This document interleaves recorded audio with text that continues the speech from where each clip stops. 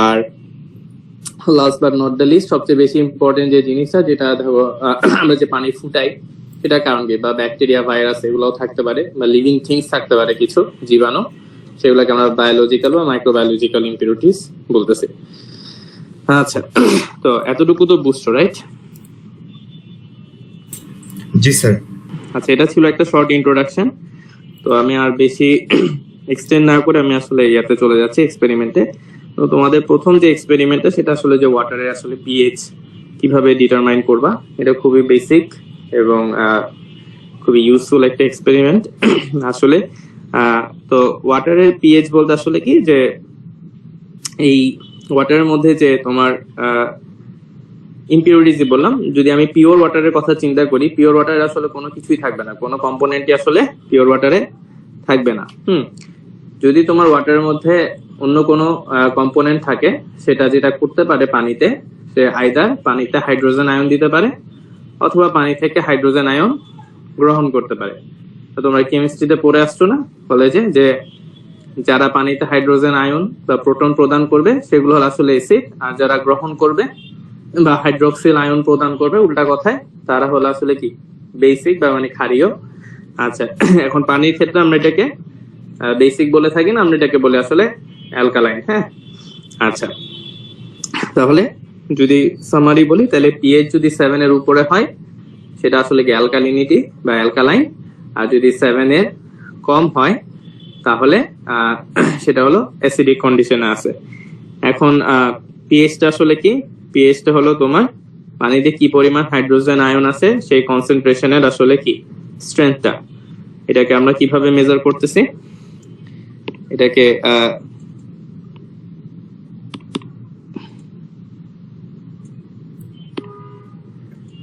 এটাকে মেজার করতেছো কেমনে, তোমার যে পানিতে যে পরিমাণ হাইড্রোজেন আয়ন আছে সেই কনসেন্ট্রেশনের ঋণাত্মক লগারিদম, সেটাই হলো আসলে আমাদের পিএইচ। হ্যাঁ, এবং তাহলে এই যে হাইড্রোজেন আয়নের কনসেন্ট্রেশন, এটার ইউনিট হবে মোল পার লিটার।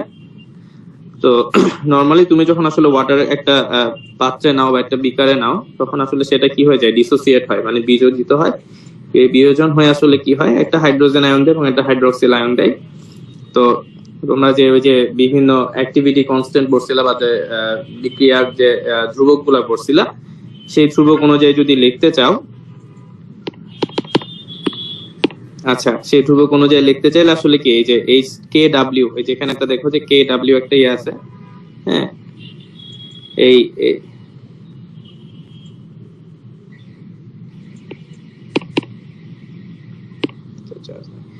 আচ্ছা, হ্যাঁ, এই কে ডাব্লিউটা সমান কিভাবে লিখতে পারো, দেখো যেহেতু এটা বিয়োজিত হয়ে হাইড্রোজেন আয়ন এবং হাইড্রোক্সিল আয়ন হয়েছে, তাহলে এটা হলো প্রোডাক্ট। এই প্রোডাক্টের আয়নের কনসেন্ট্রেশনের যে গুণফলটা আছে, হ্যাঁ, সেই গুণফল ডিভাইডেড বাই তোমার যে বিক্রিয়ক, বিক্রিয়ক এখানে আসলে কে H2O।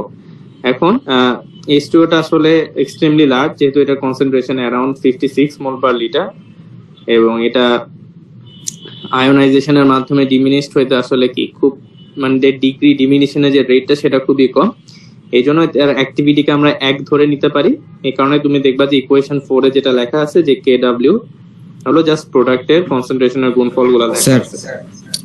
স্যার আপনি কি লিখতেছেন, লেখা বোঝা যাচ্ছে না? না, আমি লিখতেছি না। তোমাদের কি অসুবিধা হচ্ছে? ও না স্যার, ঠিক আছে। আচ্ছা, দাঁড়া একটা মিনিট।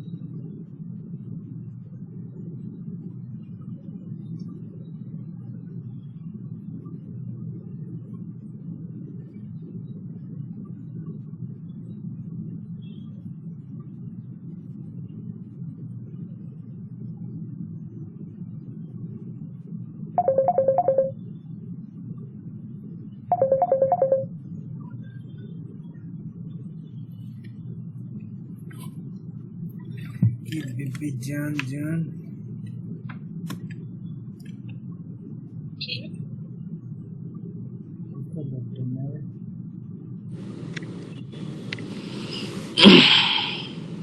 যে মেসেজ দিয়েছে আচ্ছা যেখানে ছিলাম আসলে যে তোমার যে ইকুইলিব্রিয়াম যে কনস্ট্যান্ট বা আয়োনাইজেশন কনস্ট্যান্ট ফর ওয়াটার বা যেটাকে আমি কে ডাব্লিউ দিয়ে ডিনোট করা হয় সেটার ভ্যালু আসলে কত, যেহেতু তুমি আসলে 1 মোল পানির অণু থেকে 1 মোল হাইড্রোজেন আয়ন এবং 1 মোল হাইড্রোক্সিল আয়ন পাবা, আর এটা আসলে ইকুয়াল। হ্যাঁ, তাহলে ইকুয়াল অ্যামাউন্ট আসলে কত কত এদের ইয়েটা কত থাকে, এদের কনসেন্ট্রেশনটা ধরা হয় 10⁻⁻7। হ্যাঁ, তাহলে হাইড্রোজেন আয়নও 10⁻⁷, হাইড্রোক্সিল আয়নও 10⁻⁷ থাকে। তাই এদের গুণফলটা হবে আসলে কি 10⁻14।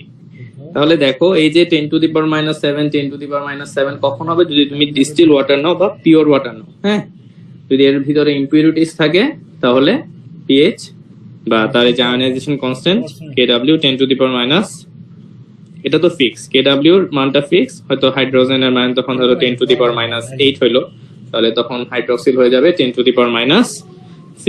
হ্যাঁ, তাহলে এটা ডিস্টিল ওয়াটারের পিএইচ কত হবে? পিএইচটা আমরা বের করতেছি কি দিয়ে? হাইড্রোজেন আয়ন দিয়ে, ঠিক না? তাহলে হাইড্রোজেন আয়নের কনসেন্ট্রেশনটা আমরা দেখব। ধরো যদি 25 ডিগ্রি সেলসিয়াসে ধরো এটা 10⁻⁸ পরিমাণ মোল পার লিটার হাইড্রোজেন আয়ন পানিতে প্রদান করে কোন একটা ওয়াটার স্যাম্পল, তাহলে তার পিএইচ কত হবে? 8 হবে। ভেরি গুড, কারণ ঋণাত্মক লগারিদম, রাইট? আচ্ছা, তাহলে এই যে পিএইচ এর স্কেলটাকে আমরা আসলে 0 থেকে 14 এভাবে রিপ্রেজেন্ট করে থাকি।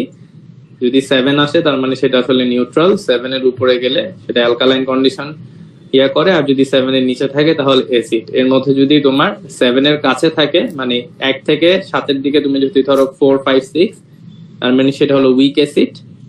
আর যদি 1, 2, 3 হয় তাহলে সেটা কি স্ট্রং অ্যাসিড আছে। হ্যাঁ, সিমিলারলি তোমার যদি ক্ষারের ক্ষেত্রে আমরা এটাকে তীব্র ক্ষার বলি যখন পিএইচ 12, 13, 14 হ্যাঁ ওই রেঞ্জে থাকে, আর যদি এর কম থাকে তাহলে সেটা উইক ধরা হয়। হ্যাঁ, এখন এটা আসলে পিএইচটা আমাদের কেন জানা দরকার?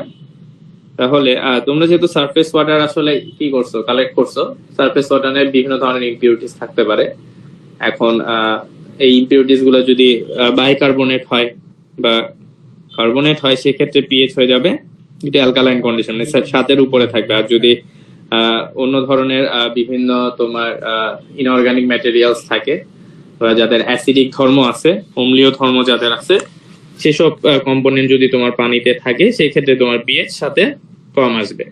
এখন আমরা এই যে রেঞ্জ গুলো আমরা যে দেখবো, যে আমরা আসলে কিসের জন্য টেস্ট করতেছি? Drinking water. তাহলে ড্রিঙ্কিং ওয়াটারের জন্য আমাদের ডিজায়ারেবল পিএইচ রেঞ্জ হলো 6.5 থেকে 8.5 এর মধ্যে।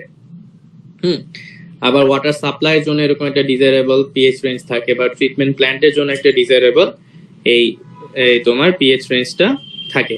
তাহলে তোমার যদি পিএইচটা তোমার এই ডিজায়ারেবল নিউট্রাল রেঞ্জের বাইরে চলে যায়, তখন সেই ক্ষেত্রে যেটা হয়, যদি ওয়াটার সাপ্লাইয়ের ক্ষেত্রে আমরা চিন্তা করি, তখন যদি তোমার মেটালিক পাইপ যদি ইউজ করো, ধরো কপারের পাইপ ইউজ করলা বা আয়রনের পাইপ ইউজ করলা, সেই ক্ষেত্রে করোশন হতে পারে। পিভিসি পাইপে আসলে করোশনটা হয় না, দ্যাটস ওয়াই তোমরা এখন দেখে থাকবা যে পিভিসি পাইপ ইউজ করা হয়। তো হট ওয়াটারের ক্ষেত্রে তুমি ধর পিভিসি পাইপ দিয়ে হট ওয়াটার মানে ডিজায়ারেবল না, দেওয়া যায়, মানে পয়েন্ট কিছুটা গলে যেতে পারে, তো রিস্ক থাকে। এই জন্য দেখবা যে তোমার যদি হট ওয়াটারের সার্ভিস থাকে সেই ক্ষেত্রে মেটালিক পাইপ গুলো ইউজ করা হয়। তো এই ক্ষেত্রেও দেখবা যে তোমার পিএইচটা কিন্তু কন্ট্রোল রাখতে হয়। হ্যাঁ, এই জন্য দেখো বলা আছে এনভায়রনমেন্টাল সিগনিফিকেন্স, এগুলো তোমার কুইজের জন্য খুব ভালো মতো পড়তে হবে, যে আমাদের পিএইচ এ আসলে কি কন্ট্রোল ভ্যালু থাকা দরকার বিভিন্ন কেসে। সেটা ওয়াটার ট্রিটমেন্ট থেকে শুরু করে ওয়াটার সাপ্লাই, সিওয়েজ ট্রিটমেন্ট, বিভিন্ন কেমিক্যাল প্রসেস বা টেক্সটাইল প্ল্যান্ট, সব জায়গায়। হ্যাঁ, আচ্ছা, এখানে তোমরা একটা জিনিস খেয়াল করবে যে তোমাদের এখানে যে ল্যাব রিপোর্ট দেখার সময় তোমাদের আসলে কি স্ট্যান্ডার্ডের সাথে কম্পেয়ার করতে হয়, ঠিক না? তোমরা টেস্ট করে যেটা পাইছো, তো দেখো এখানে ড্রিঙ্কিং ওয়াটার স্ট্যান্ডার্ড দেওয়া আছে 6.5 থেকে 8.5। তো এই ভ্যালুটা আসলে 1997 যে ইসিআর সেই গাইডলাইন। আমি তোমাদেরকে ইসিআর 23টা ক্লাসরুম ক্রিয়েট করে সেখানে আপলোড করে দিব। তোমরা যখন ল্যাব রিপোর্ট লিখবা বা কোনো কিছু কম্পেয়ার করবা ভ্যালু, তোমরা ইসিআর 23 ফলো করবা। এটা কি বুঝতে পারছো আফিফ? জি স্যার। আচ্ছা, তাহলে দেখো এই যে এটার থিওরি আসলে বেশ ইজি। কালকে যখন ল্যাবে যাবা তখনই দেখবে একটা ডিভাইস আছে, তোমরা বেসিক্যালি ইলেকট্রোমেট্রিক্যালি এই পিএইচটা বের করবা। হ্যাঁ, আরেকভাবে করা যায়, যদি ধরো তোমার কাছে কোনো ডিভাইস না থাকে তাহলে একটা সাধারণত লিটমাস পেপার দিয়েও তুমি বিভিন্ন কালার ইন্ডিকেটর দিয়েও পিএইচ যে কোনো স্যাম্পলের বের করতে পারো। তোমরা যেহেতু ডিভাইস আছে, ডিভাইসটা ইউজ করবা, জাস্ট ইনসার্ট করলেই স্যাম্পলে 100 ml পানি নিয়ে জাস্ট ইনসার্ট করবা, তাহলে দেখবা যে পিএইচ রিডিংটা চলে আসবে। আচ্ছা, এখন রিডিং নেওয়ার আগে যে জিনিসটা করতে হয় সেটা হলো কি ক্যালিব্রেশন করতে হয়। ক্যালিব্রেশনের জন্য তোমাদের স্ট্যান্ডার্ড পিএইচ সলিউশন ল্যাব থেকে প্রোভাইড করা হবে, ওটা দিয়ে দেখবা। ধরো একটা ডিস্টিল ওয়াটার স্যাম্পল নিলে, তাহলে ডিস্টিল ওয়াটারের পিএইচ কত 7, হ্যাঁ, তাহলে তুমি ওই পিএইচটা তুমি যদি এখন এই যে পিএইচ যে মিটারটা সেটা যদি তুমি ইনসার্ট করো তাহলে কত আসার কথা, 7 আসার কথা।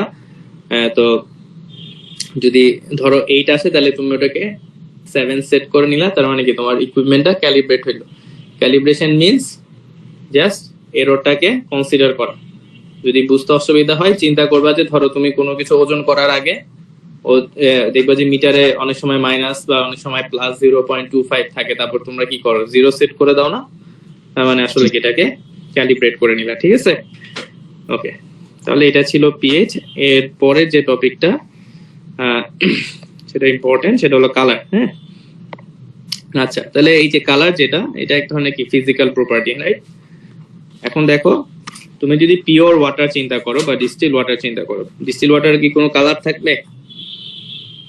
না স্যার। থাকা ডিস্টিল ওয়াটারে কোনো কালার থাকবে না। হ্যাঁ, আচ্ছা, এখন দেখো বাট আমাদের কাছে যে ওয়াটার গুলো অ্যাভেলেবেল আছে, আমরা তো একদম পিওর ডিস্টিল ওয়াটার আসলে পাই না। বা যে কোনো সারফেস থেকে তুমি যদি কালেক্ট করো, ওখানে কিছু ইমপিউরিটিস থাকবে। হ্যাঁ, যদি গ্রাউন্ড ওয়াটার হয় সেই ক্ষেত্রে আয়রন ম্যাঙ্গানিজ থাকতে পারে, অথবা সারফেস ওয়াটার হলো অনেক ধরনের ইমপিউরিটিস থাকতে পারে। তাহলে এই যে ইমপিউরিটিস গুলা তাদের সাইজের উপরে বেস করে তাদেরকে 3 ভাগে ভাগ করা যায়। একটা হলো সাসপেন্ডেড, বুঝছো, আর একটা হলো কলয়েডাল, আর লাস্ট হলো ডিসলভ। তাহলে বলো তো এই যে 3টা ক্যাটাগরি বললাম, সাসপেন্ডেড, কলয়েডাল বা ডিসলভ ইমপিউরিটিস, এগুলো আসলে কি এটা সলিড? হ্যাঁ, মানে সলিড কিছু সাবস্টেন্স। তাহলে এর মধ্যে কোনটা বড় হবে? সাসপেন্ডেড। সাসপেন্ডেডটা বড় হবে, মানে তুমি খালি চোখে দেখতে পাবা। এবং এই সাসপেন্ডেড সলিড গুলো তুমি যদি ফিল্টার পেপার দিয়ে পানিটাকে পাস করো, সাসপেন্ডেড সলিডটা রিমুভ হয়ে যাবে। কলয়েডাল গুলো হলো সাসপেন্ডেড সলিডের থেকে একটু ছোট, এটা হলো 0.1 থেকে 100 ন্যানোমিটারের মধ্যে যে সাইজ গুলা থাকে। কলয়েডালের ক্ষেত্রে যে এটা সেটা হলো ফিল্টার পেপার পাস করে যায়, যেহেতু অনেক ছোট। হ্যাঁ, আর সেটা হলো কি এটা টিন্ডাল ইফেক্ট থাকে, যেটা তোমরা হয়তো কেমিস্ট্রি ক্লাসে পড়ছো। তার মানে কি এটার সাইজটা আর একটু ছোট এবং তুমি খালি চোখে এটাকে দেখতে পাবা না। আর ডিসলভ সলিডস গুলা আরো বেশি ছোট। এখন পানিতে যদি পানির যে কালারটা সেটা মেইনলি এই যে এই 3টা যে ইমপিউরিটিস আমি বললাম, সাসপেন্ডেড, কলয়েডাল এবং ডিসলভ সলিডস, এই 3টার কারণে আসতেছে। তো তোমার পানির কালারটা যদি শুধু অনলি কলয়েডাল এবং ডিসলভ এই সলিডস থেকে যদি আসে, সেই কালারটা হলো তার ট্রু কালার। কেন এটাকে ট্রু কালার বলতেছি? কারণ এই কলয়েডাল বা ডিসলভ ইমপিউরিটিস তুমি ফিল্টার পেপার দিয়ে কি করতে পারবে না, ফিল্ট্রেট করতে পারবে না বা রিমুভ করতে পারবে না। কিন্তু সাসপেন্ডেড সলিডটা কি হয়ে যাবে, ফিল্টার পেপার দিয়ে পাস করলে এটা রিমুভ হয়ে যাবে।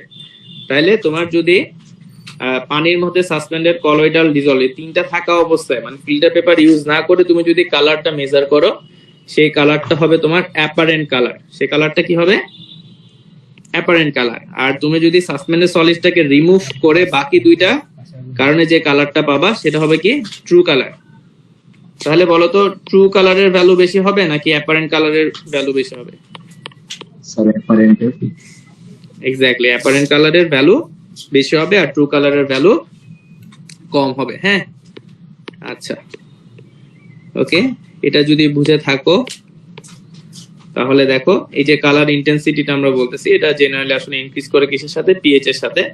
এই কারণে দেখো তোমাদের টেস্ট দুইটা একসাথে করানো হচ্ছে, পিএইচ এর পাশাপাশি তুমি কালারটাও মেজার করে নিচ্ছ। এখন পানিতে কালার বেশি হলে যে পানি খারাপ এমনটা না, বাট এটা ঠিক যে তোমার যদি পানি কালার যদি কালারলেস না হয় তাহলে ওই পানি আসলে কেউই পান করবে না। হ্যাঁ, এটার কারণ কি? এটার কারণ হলো অ্যাস্থেটিক রিজনে। ধরো তুমি যে তোমরা যে সারফেস ওয়াটারটা কালেক্ট করছো, এটা এক একজনের এক এক রং হতে পারে, কারোটা গ্রিনিশ, কারোটা হয়তো ব্রাউনিশ, কারোটা একটু হেজি, হ্যাঁ, বাট একদম পিওর কালার বা ট্রান্সপারেন্ট কিন্তু না, হ্যাঁ, কিছু না কিছু এখানে ইম্পিউরিটিস আসলে আছে।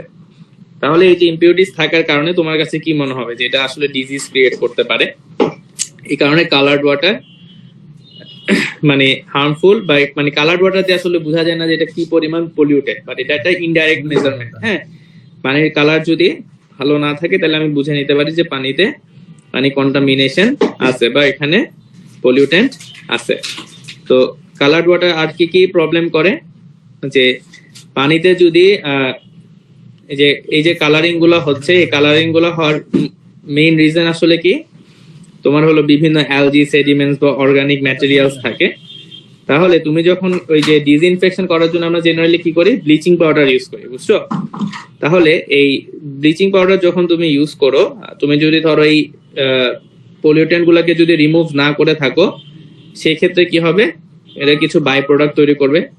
যেমন এখানে লেখা আছে দেখো, এই ক্লোরোফর্ম, ট্রাইহ্যালোমিথেন্স বা বিভিন্ন ক্লোরিনেটেড অর্গানিক্স, এগুলাকে এক কথায় বলা হয় ডিবিপি, যেটা আমি তোমাদেরকে 331 আরেকটু ক্লিয়ার করে বা এক্সপ্লেইন করব ইন ডেপথে। এই ডিবিপি গুলা যেটা প্রবলেম সেটা হলো কি, এরা আসলে কার্সিনোজেনিক, হ্যাঁ, টক্সিক। তাহলে এই ডিবিপি গুলা যদি থাকে ধরো তোমার, তাহলে যে ক্যান্সারের মতো মরণঘাতী ডিজিজ তৈরির পিছনে কিন্তু এদের রোল আছে। হ্যাঁ, এই কারণে তুমি দেখবা যে ওয়াটার ট্রিটমেন্ট করার আগে আসলে তোমাকে একবার তো ইনিশিয়াল যে স্যাম্পলটা পাইছো ওইটার তোমার কালার থেকে শুরু করে পিএইচ, কালার, টার্বিডিটি, অ্যালকালিনিটি থেকে শুরু করে অনেকগুলো টেস্ট আসলে করতে হয়। এর সাথে সাথে তুমি যদি যখন এই যে ডিসইনফেকশন প্রসেসটা সবার পরে রাখা হয়, তার আগে যাতে এই যে যেগুলা তোমার এই যে অর্গানিক যে এগুলো আছে সেগুলো যাতে রিমুভ করা হয়, সে প্রসেসের মাধ্যমে আসলে ট্রিটমেন্ট প্ল্যানটাকে ডিজাইন করা হয়। আচ্ছা, তাহলে দেখো এই যে আমরা যে কালারটা মেজার করতেছি, এটা কিসে মেজার করতেছি, এটাকে মেজার করতেছি প্লাটিনাম কোবাল্ট ইউনিট। হ্যাঁ, তাহলে প্লাটিনাম কোবাল্ট ইউনিট কি, এটা হলো আমাদের ধরো বেঞ্চমার্ক বা রেফারেন্স। রেফারেন্স বলতে কি বোঝাচ্ছে, যে একটা platinum cobalt unit corresponds to the amount of colour এক্সিবিটেড under the specific test condition by a solution containing 1 milligram of platinum cobalt per 1 liter of water in the form of chloroplatinate ion। তাহলে এই লাইনটা খুব ভালো মতো মনে রাখবা। এটা দিয়ে কি বোঝানো হয়েছে, আমরা যে 1 প্লাটিনাম কোবাল্ট ইউনিট বা যেটাকে আমি ইউনিট ধরতেছি, এটা আসলে কি, তুমি একটা platinum cobalt salt homogeneous mix করে যদি 1 লিটার পানিতে দ্রবণ তৈরি করো, তাহলে সেটা যে কালার দিবে সেই কালারটাকে আমরা বলতেছি 1 প্লাটিনাম কোবাল্ট ইউনিট। তাহলে এটার সাথে আমরা কম্পেয়ার করে কি করব, তোমার যে ওয়াটার স্যাম্পল সেটা কালারটা তুমি আসলে মেজার করবা। এখানেও দেখো তোমাদের যে রেফারেন্সটা দেওয়া আছে 1997, এটা হবে ECR 23। আমার জানার মতে খুব একটা চেঞ্জ হয় নাই। এখন আমাদের দেশের স্ট্যান্ডার্ড কত ড্রিঙ্কিং ওয়াটারের জন্য, 15 প্লাটিনাম কোবাল্ট ইউনিট। তার মানে 0 থেকে 15 এর মধ্যে থাকলে সেটা আসলে স্ট্যান্ডার্ডটাকে মেনে চলছে। আর যদি 15 এর উপরে চলে যায় তার মানে কি পানির কালারটা স্ট্যান্ডার্ডটাকে এক্সিড করে গেছে। হ্যাঁ, এটা কি বুঝতে পারছো সবাই? জি স্যার। ওকে, গুড। তাহলে তোমরা যে অ্যাপারেটাসটা ইউজ করবা, এই অ্যাপারেটাস গুলো মনে রাখবা, কোন টেস্টের জন্য কোন অ্যাপারেটাস ইউজ করতেছো। কালার মেজার করি আমরা স্পেকট্রোফটোমিটার, এটা হলো তোমরা যে ফিজিক্সে যে অপটিক্স পড়ছো ওই প্রিন্সিপাল বা কাজে লাগাই। তাহলে তোমাদের এই স্পেকট্রোফটোমিটারের নাম লিখবা যে HSCH, এভাবে, এটা হলো মডেল নেম গুলো দেওয়া আছে, DR4000U। হ্যাঁ, এটা নরমালি এই টেস্টের জন্য যে ওয়েভলেন্থটা ইউজ করা হয় এটা হলো 455 ন্যানোমিটার। এটার প্রিন্সিপাল যদি দেখো, একটা লাইট সোর্স থাকে এই মেশিনটার ভিতরে, সেটা সে লাইট সোর্স থেকে লাইট আসে, এখানে দুইটা স্লিট থাকে। এই স্লিটের কারণে কি হয়, এই যে তোমাদের লাইটটা একটা লাইনে চলে আসে, তারপরে কিছু একটা গ্রেটিং আর প্রিজমের মাধ্যমে সেটাকে ছড়াই দেওয়া হয়। এখানে আরো একটা স্লিট থাকে, এই ছড়ানো লাইটটাকে আবার এই লেন্সের মাধ্যমে কনভার্জ করে তোমার এখানে একটা কি থাকে, তোমার যে স্যাম্পলটা তুমি বসাইছো সেই স্যাম্পলের ভিতর দিয়ে লাইটটা পাস করে, এখন ওইভাবে সেটা একটা ফটো ইলেকট্রিক সেলে গিয়ে অ্যাবজর্ব হয়। এই অ্যাবজর্বেন্সের উপরে বেস করে সে একটা রিডিং দেয়। তার বেঞ্চমার্ক কি, ওই যে 1 প্লাটিনাম কোবাল্ট ইউনিট। তাহলে এটা হলো ভিতরে কিভাবে আসলে মেশিনটা কাজ করে সেটার একটা মেকানিজম। তোমাদের আসলে যেটা করতে হবে, তোমরা যখন ফার্স্টে যে কোনো মেশিন ইউজ করার আগে যেটা করতে হয়, স্পেকট্রোফটোমিটারটা তোমাকে কি করতে হবে, ক্যালিব্রেট করে নিতে হবে। তাহলে ক্যালিব্রেট করার জন্য তুমি ইউজ করবে আসলে ডিস্টিল ওয়াটার। ডিস্টিল ওয়াটার দিলে কালার কত আসবে বলো তো? 15 15 আসবে না 0 আসবে? স্যার 0। 0 আসবে। ডিস্টিল ওয়াটারে তো কোনো ইম্পিউরিটিস নাই, তাহলে কোনো কালারও থাকবে না। বুঝা গেছে? জি স্যার 15টা হলো আমাদের স্ট্যান্ডার্ড, আমরা কতটুকু অ্যালাউ করতে পারবো ইম্পিউরিটিস, মানে বেসড অন কালার। হ্যাঁ, ওইটা বোঝাচ্ছে। বুঝা গেছে? তাহলে তুমি ডিস্টিল ওয়াটার দিয়ে দেখবা, যে ক্যালিব্রেশন করে দেখবা, যদি 0 না আসে তাহলে তুমি সেট 0 করে নিবা। করার পরে তুমি তোমার যে স্যাম্পল আছে সেই স্যাম্পলটা পানিটা সেই স্যাম্পল তোমার স্যাম্পল ওয়াটার থেকে ওই একটা হোল্ডার আছে, ওই সেল হোল্ডারে তোমার পানিটা নিয়ে আবার মেশিনটা রান করবা এবং তোমার স্যাম্পলের রিডিং নিবা। যদি তুমি ফিল্টার আউট করো তাহলে কি পাবা? ট্রু কালার পাবা। যদি ফিল্টার ছাড়া ইউজ করো তাহলে যে কালারটা পাবা সেটা হলো অ্যাপারেন্ট কালার। ঠিক আছে? বুঝা গেছে? দেখতেছি। ওকে, এটা গেল তোমাদের এক্সপেরিমেন্ট 2, এটাও কালকে করবা। আচ্ছা, লাস্ট যে এক্সপেরিমেন্টটা আজকের জন্য সেটা হলো আসলে টার্বিডিটি। হ্যাঁ, আচ্ছা, কালার টার্বিডিটি মোটামুটি আসলে সেম টাইপেরই একটা টেস্ট, বাট একটু ডিফারেন্ট। তো ডিফারেন্সটা কি আসলে দেখি।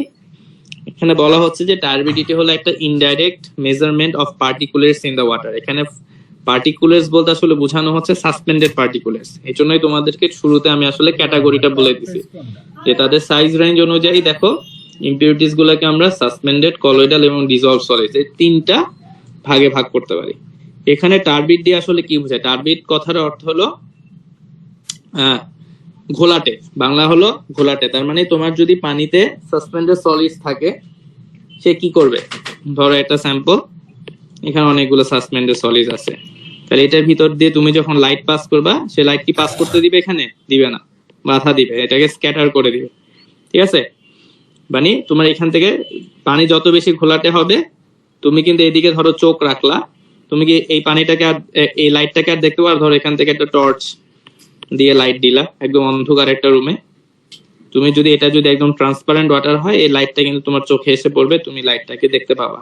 ধরো এখানে টার্বিড ওয়াটার দিলে অনেক বেশি টার্বিডিটি, এবং তুমি যদি এখানে টর্চ লাইট দাও, লাইট ইন্টেন্সিটি যদি মোটামুটি ওই রেঞ্জের মধ্যে যদি কম থাকে, তাহলে তুমি ধরো এখানে লাইটটা কিন্তু আর পাস করবে না, সাসপেন্ডেড সলিডে কি করবে? তাকে স্ক্যাটার করে দিবে।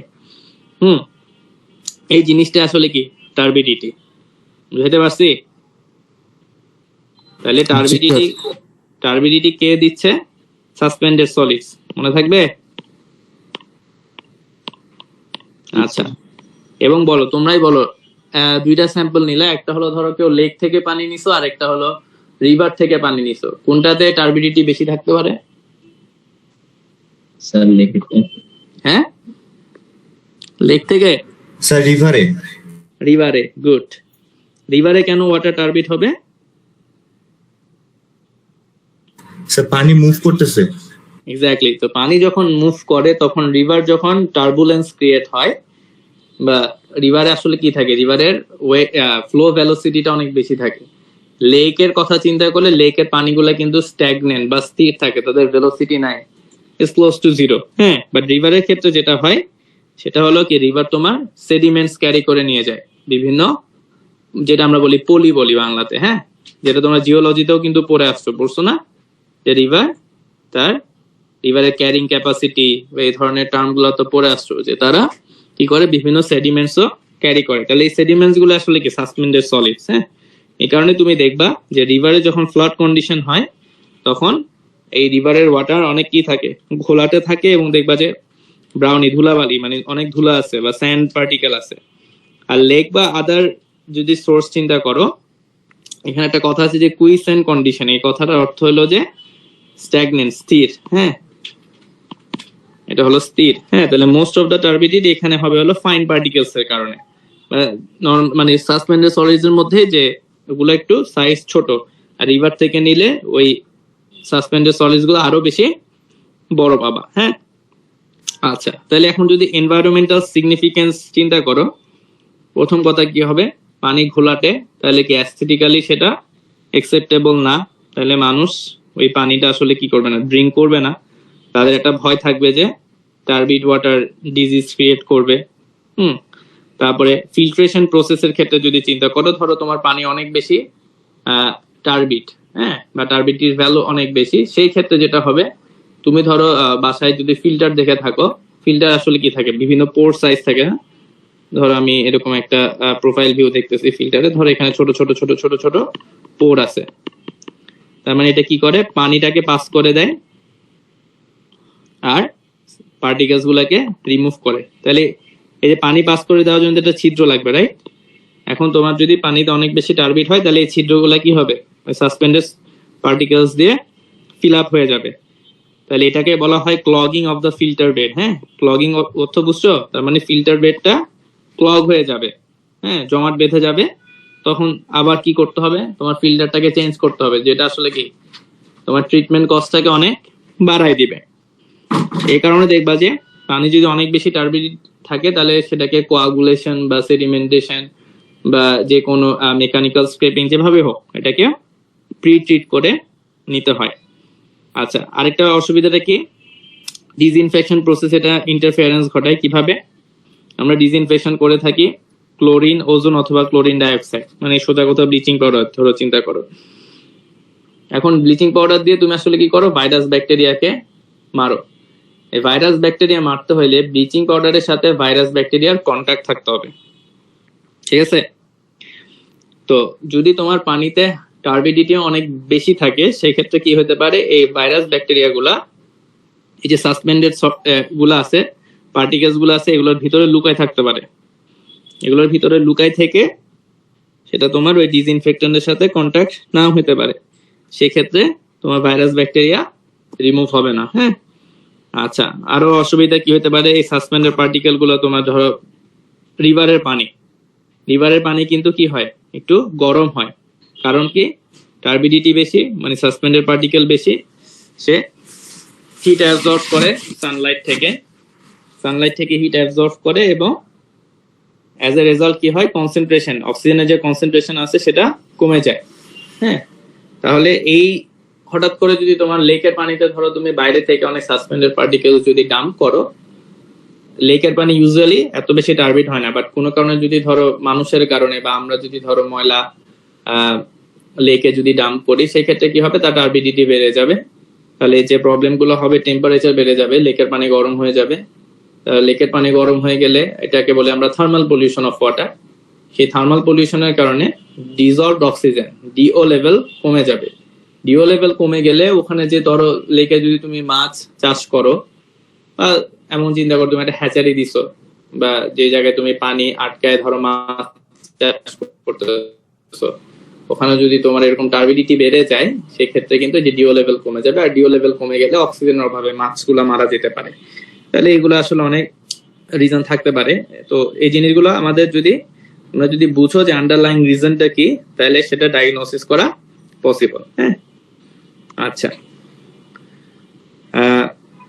আমাদের দেশে যে ECR 23 দেখবা যে টার্বিডিটি ইউনিটটা কত।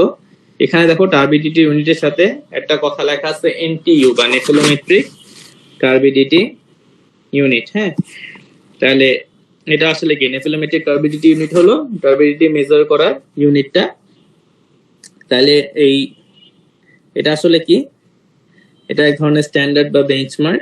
তো এই বেঞ্চমার্কটা আগের মতোই, ওখানে ছিল কি প্ল্যাটিনাম কোবাল্ট সল্ট 1 লিটার পানিতে দিবা, এখানে হলো সিলিকন ডাইঅক্সাইড 1 মিলিগ্রাম নিয়ে যদি 1 লিটার পানিতে মিক্স করে একটা সলিউশন তৈরি করো, হ্যাঁ, তাহলে ওটা যে পরিমাণ টার্বিডিটি দিবে বা যে পরিমাণ পানিটাকে ঘোলাটে করবে, সেটা হলো 1 ইউনিট অফ টার্বিডিটি। আচ্ছা, এখন ইদানিং আমাদের যে আমরা কি করি, বিভিন্ন স্ট্যান্ডার্ড সাসপেনশন ইউজ করি, সিলিকা মানে সিলিকন ডাইঅক্সাইডের টার্বিডিটি মেজার করার জন্য। তো টার্বিডিটি এই যে মেজারমেন্ট, এটা এখন অনেকটা চেঞ্জ হয়ে গেছে, এখন আমরা নেফেলোমেট্রি ইউজ করে থাকি। আর শুরুতে যখন এই টেস্টটা তৈরি করা হয়েছে বা সেটআপটা, তখন আসলে জ্যাকসন একটা সায়েন্টিস্ট ছিলেন, উনি একটা টার্বিডিটি মিটার ডিভাইস করছিল, মানে একটা ডিভাইস তৈরি করছিল যেটাকে বলা হয় জ্যাকসন ক্যান্ডেল টার্বিডিটি মিটার। তো ওই সময় যে ইউনিটটা ছিল সেটা হলো জ্যাকসন টার্বিডিটি ইউনিট, JTU। তো এই জেটিইউ আর NTU basically same up to 40, মানে এই রেঞ্জের মধ্যে 0 থেকে 40 এর মধ্যে 1 জেটিইউ যে কথা 1 এনটিইউ সেম কথা। তার মানে তুমি যদি 30 এনটিইউ পাও নেফেলোমেট্রিক টার্বিডিটি ইউনিট, তাহলে এটা 30 জ্যাকসন টার্বিডিটি ইউনিটের সমান। আচ্ছা, তো এই যে জেটিইউ উনি যে চেষ্টা করতো সেটা আসলে কি একটা মানে প্রাচীন, তো অনেক আগে করতো যেহেতু, তো একটা ক্রুড মেথডে উনি টেস্টটা করতো। তাহলে যেটা করতো উনি এরকম একটা ধরো টেস্ট টিউবে ওয়াটার স্যাম্পল আস্তে আস্তে করে ঢালতো। এখানে একটা কি থাকতো, একটা ক্যান্ডেল থাকতো। তাহলে তুমি উপর থেকে যদি দেখো তাহলে ক্যান্ডেলের লাইটটা তুমি দেখতে পাবা, কিন্তু একটা তুমি ধরো কম পানি দিলা তুমি দেখতে পাইলা, আস্তে আস্তে যদি তুমি টার্বিড ওয়াটার দাও মানে খোলাটে পানি দাও তাহলে এই লাইটটা কিন্তু আর পাস করবে না চোখ পর্যন্ত। হ্যাঁ, তাহলে এই যে হাইট, কত হাইট পর্যন্ত তুমি কত হাইট পর্যন্ত পানি দিলে তুমি আর মানে কি এই যে তোমার ফ্লেমটা ডিসঅ্যাপিয়ার হয়ে যাবে ওই স্ট্যান্ডার্ড ক্যান্ডেলের, সেটাই হলো কি আসলে তোমার টার্বিডিটি ইউনিট। হ্যাঁ, তাহলে এভাবে উনি টেস্টটা করতো, বাট এটা আসলে পরে যখন 17th এডিশন স্ট্যান্ডার্ড মেথডে, যেমন আমরা ইন্টারন্যাশনাল আইএসও বলি, ইন্টারন্যাশনাল স্ট্যান্ডার্ড অর্গানাইজেশন বা বিভিন্ন টেস্টে যারা স্ট্যান্ডার্ডাইজ করে তারা এটাকে পরে বাদ দিয়ে দিছে, কারণ এখন আমরা আরো বেশি সেন্সিটিভ এবং রিলায়েবল টেস্ট মেথড ইউজ করে থাকি, যেটা হলো আমার নেফেলোমেট্রি প্রিন্সিপালটাকে ইউজ করে, মানে ফিজিক্যাল অপটিক্স এর ফর্মুলাটাকে ইউজ করে। এবং এখন আমরা যেটা দিয়ে কি করি, তোমার ক্যালিব্রেট করি বা স্ট্যান্ডার্ডাইজ করি, এটাই বলা হয় ফরমাজিন পলিমার। হ্যাঁ, তাহলে আগে যেটা আমরা সিলিকন ডাইঅক্সাইড পার লিটার এটা দিয়ে করতাম, এখন সেটা ফরমাজিন পলিমার দিয়ে করি। তো এটার সাথে আবার কোরিলেশন আছে, এই ফরমাজিন সাসপেনশন গুলা জ্যাকসন ক্যান্ডেল টার্বিডিটি মিটার সাথে একটা ক্যালিব্রেট করে নেওয়া হয়। তো নেফেলোমেট্রি আসলে কি করে, তোমার এই সাসপেন্ডেড পার্টিকেলস গুলা কি পরিমাণ লাইট স্ক্যাটার করে সেটা মেজার করে। ঠিক আছে, আচ্ছা, তাহলে এটা যেহেতু মেজার করে তাহলে এটা আসলে থিওরিটা কি, আন্ডারলাইং থিওরিটা হলো এরকম যে এখানে একটা লাইট সোর্স থাকবে, লাইট সোর্সটা কি তোমার স্যাম্পলটাকে ইলুমিনেট করবে। হ্যাঁ, ধরো তোমার এই যে এখানে একটা লাইট সোর্স আছে, ধরো টর্চ লাইটের মতো ডিভাইসের ভিতরে, ধরো এখানে তোমার স্যাম্পলটা আছে, এখানে যদি তোমার টার্বিডিটি মানে সাসপেন্ডেড পার্টিকেলস বেশি থাকে তাহলে সেটা কি করবে, লাইটটাকে স্ক্যাটার করবে। আর যদি সাসপেন্ডেড জিরো টার্বিডিটি হয় তাহলে সোজা চলে যাবে। ঠিক আছে, তাহলে এখানে একটা ডিটেক্টর আছে, এখানে একটা ডিটেক্টর আছে, এখানে একটা ডিটেক্টর আছে। তাহলে এই অ্যাঙ্গেল গুলাকে মেজার করে তারা টার্বিডিটির একটা রিডিং দিবে। বুঝাইতে পারছি এই জিনিসটা, মেথডটা? জি স্যার। আচ্ছা, তাহলে এভাবে তোমরা জাস্ট মেশিনটা ইউজ করে টার্বিডিটির রিডিং পাবা। আর এখানে একটা কিন্তু আছে, এই কিন্তুটা এখন তোমাদেরকে বুঝাই দিই। ফরমাজিন স্ট্যান্ডার্ড দিয়ে যদি তুমি ইউজ করো 40 এনটিইউ, যেটা আমি বলছিলাম 14 জেটিইউ সমান, বাট যদি তোমার টার্বিডিটি 40 এনটিইউর বেশি আসে তখন তোমাকে আসলে ডাইলুট করে নিতে হবে, যাতে তোমার এই 30 থেকে 40 এনটিইউর মধ্যে রেজাল্ট আসে। তাহলে দেখো, ধরো তুমি টেস্ট করলা, টেস্ট করে যদি পাইছো 35 এনটিইউ, তাহলে তোমার স্যাম্পলের কত, টার্বিডিটি কত? 35ই। বুঝা গেছে? কারণ 40-এর ভিতরে আছে। ধরো তুমি টেস্ট করলা, টেস্ট করার পরে তুমি টার্বিডিটি পাইলা সে 45 এনটিইউ, এখন তোমরা রিপোর্ট করবা কত? 45? ডাইলিউট করবো স্যার। এক্স্যাক্টলি, তাহলে তুমি এখন ডাইলুট করবা। ধরো ইনিশিয়ালি তুমি কি করলা, স্যাম্পল নিলে ধরো 100 ml, এটা হলো তোমার কি ইনিশিয়াল স্যাম্পল V0। তাহলে এই V0 ইউজ করে তুমি পাইছো আসলে 45 এনটিইউ। এখন তুমি কি করবে, এই স্যাম্পলে ডিস্টিল ওয়াটার দিবা, টার্বিড ফ্রি ওয়াটার দিতে হবে। তাহলে তোমার এখন নিউ স্যাম্পল কত হলো, V1। ধরো তুমি আরো 100 ml দিলা, তাহলে 100 প্লাস 100 কত হলো টোটাল? 200 ml স্যাম্পল হলো। তাহলে এখন তোমার ডাইলুশন ফ্যাক্টরটা কত হলো, নিউ স্যাম্পল ডিভাইডেড বাই ইনিশিয়ালটা 2। বুঝা গেছে? ডাইলুশন ফ্যাক্টর কি বুঝছো? জি স্যার। ডাইলুশন ফ্যাক্টর হলো total volume after mixing divided by the initial volume. হ্যাঁ, মনে থাকবে? জি মানে স্যার। মিক্স করার পরে তোমার যে টোটাল ভলিউমটা আসলো, এই যে টোটালটা ডিভাইডেড বাই ইনিশিয়ালটা। হ্যাঁ, তুমি যদি এখানে 100 জায়গায় 50 দিতা তাহলে কি হতো 150/100। হ্যাঁ, তখন ডাইলুশন ফ্যাক্টর হতো 1.5। তাহলে তোমাদের যদি কোনো কারণে 40-এর বেশি আসে তখন তোমরা এরকম ডাইলুশন ফ্যাক্টর 2 ধরেই করবা, স্টার্ট করবা। এখন ধরো এই 45 এখন আবার টেস্ট করবা। টেস্ট করে যদি দেখো 40-এর কম আসছে, সে ধরো 37 আসছে, তাহলে তোমার টার্বিডিটি কত হবে? 37 না, তোমার টার্বিডিটি হবে 37 ইন্টু 2, 74। বুঝতে পারছি? জি স্যার। কে কে বুঝো নাই? সবাই বুঝছো এটা? জি স্যার। যদি 40-এর উপরে আসে সেক্ষেত্রে আমরা ডাইলুট করে আবার টেস্ট করব। টেস্ট করার উদ্দেশ্য কি, আমি 40-এর ভিতরে নিয়ে আসতে হবে। হ্যাঁ, তারপরে তুমি যতটুকু ডাইলুট করছো ওইটাকে কিভাবে রিপ্রেজেন্ট করতেছো, একটা ডাইলুশন ফ্যাক্টরের মাধ্যমে। ধরো তোমার যদি এই 45 আসছিল প্রথমবার, টেস্ট করার পরে যদি দেখো 37 আসে নাই, 42 আসছে, তাহলে তুমি ডাইলুশন ফ্যাক্টর আর একটু বাড়াও, ধরো 2.5 ইউজ করছো। হ্যাঁ, এরপরে গিয়ে দেখলা যে তোমার আসছে ধরো 35, তাহলে তখন তোমার টার্বিডিটি কত হতো? 35 টাইমস 2.5। মনে থাকবে? জি স্যার। এটা সবাই বুঝছো, রাইট? তাহলে এটা কালকে একটু খেয়াল রাখবা। কোশ্চেন আছে কারো?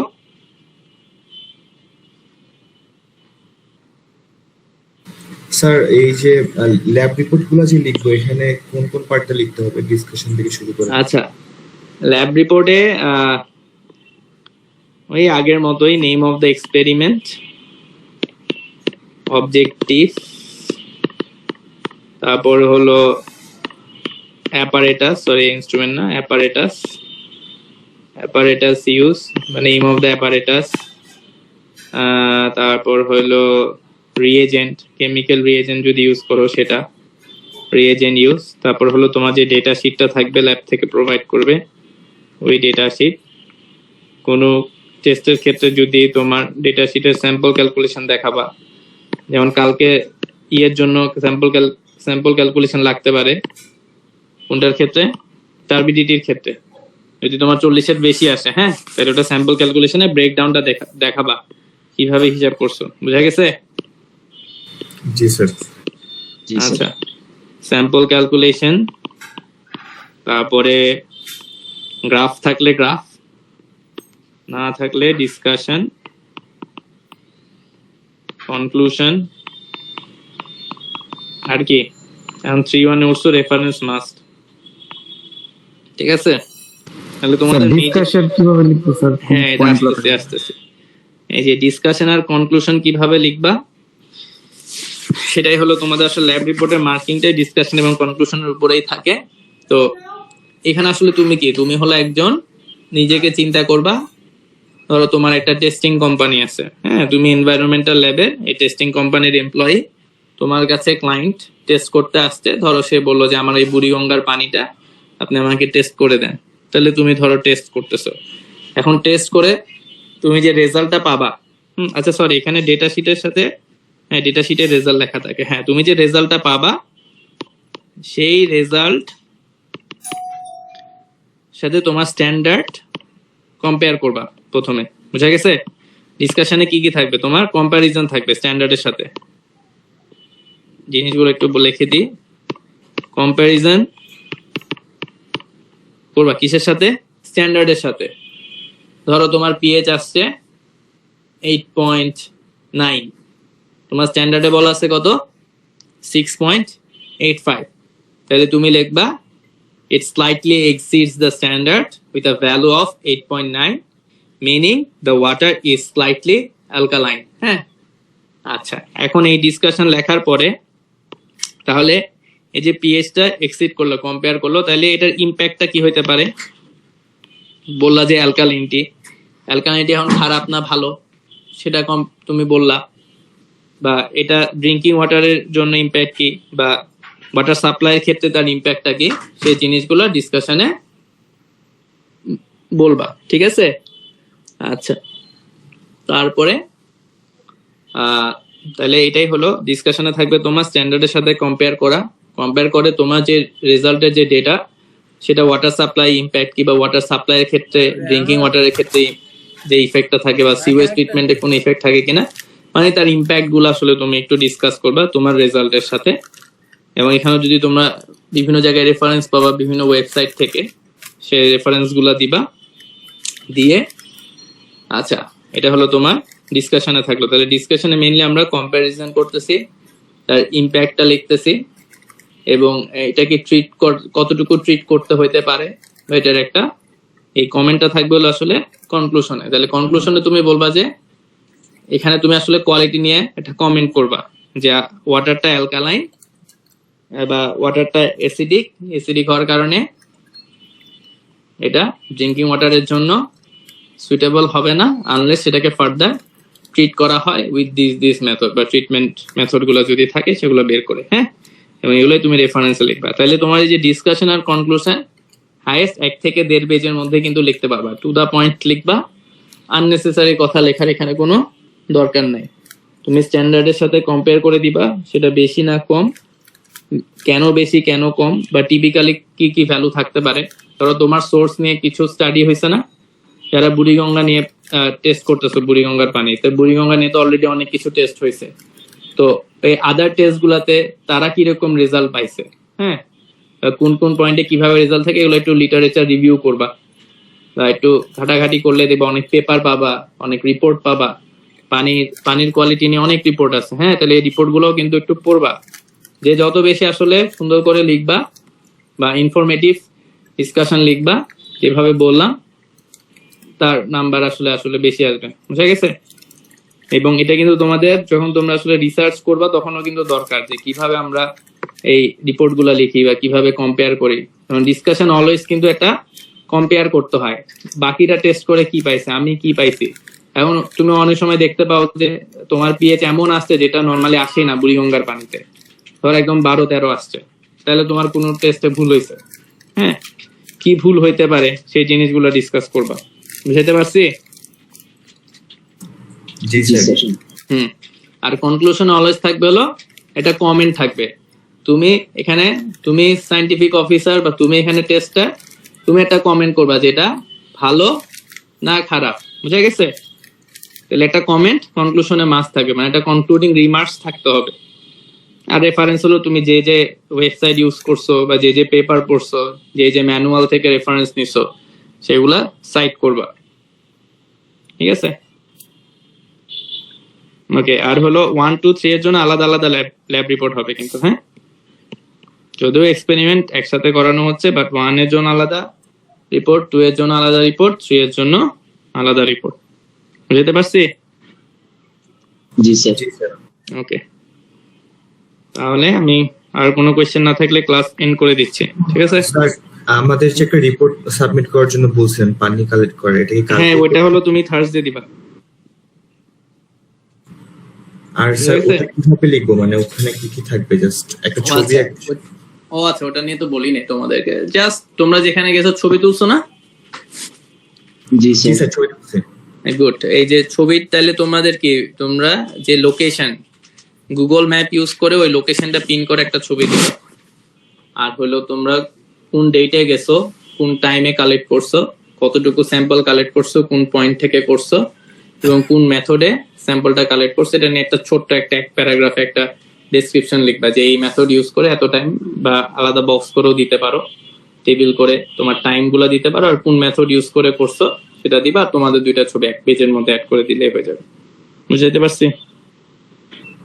স্যার আমাদের অফ ডে, তো আমরা যদি রবিবার সাবমিট করি তাহলে কি হবে? হ্যাঁ, রবিবার করো, ঠিক আছে? আচ্ছা স্যার। আমি তাহলে ক্লাস এন্ড করে দিলাম, আমাকে একটু চ্যাট বক্সের রোলগুলো লিখে দাও। আচ্ছা, চ্যাট বক্সের রোল লিখো না তোমরা, হলো দেখছি আমি 13 জন আসছো, তো কালকে ল্যাবে দিবা, অ্যাটেন্ডেন্স নিব, ঠিক আছে? জি স্যার। ওকে, জি স্যার।